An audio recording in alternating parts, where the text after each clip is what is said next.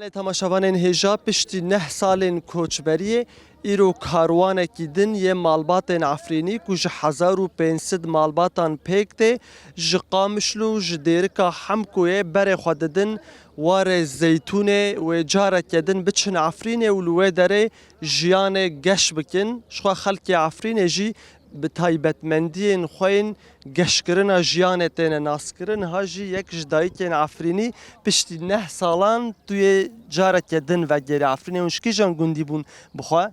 بخام شێغورزێ نه شێغورزێ Ji gundê Şêxurzê gundê Şêxurzê gundekî gelek xweş e. Ev bûyen sala nehan ku hûn ji Efrînê derketine. Îro piştî neh salan careke din tuyê biçî ser axa xwe ya qedîm hûnê careke din li wir jiyanê geş bikin. Çi hestên te ne, çi şiûrên te ne piştî neh salan vedigerî?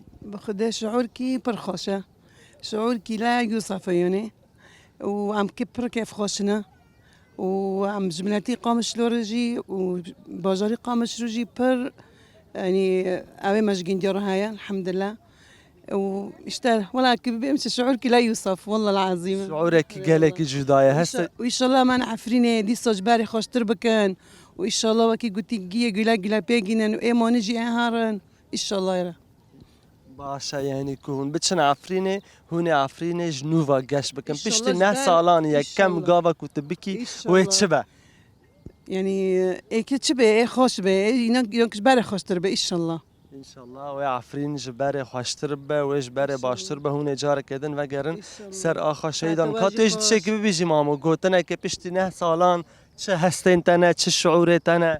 والله پشتی نه سالا وگر ما عفرینه یکمین یعنی ام تشکی بیجن ام برومات خود درکتن ام برومات خود وگرن و ام برومات جی فدگرن ان شاء الله ما عفرینه وقت بری خوش بکن گشت بکن پیشخن یعنی که ماشین درکتن یجی امی گی در باز کن ذاتنی روش کی بوسابو سوری تواهی یعنی ام دبیجن یعنی تجربه بی مینک بو یعنی جبور پیش روزه دا ام خباش توب سرف کن خباش او بکن خباش خبری هستم بکن یعنی وقت ملت کرد یعنی دبیجم وقت ملت کرد تبایی یعنی ام خازن ام وی بکن یعنی ام تم ام هنه و امی تم هبن ام وقت و ام تم هنه ام ملت کرد ام کوبا بشن ام هنه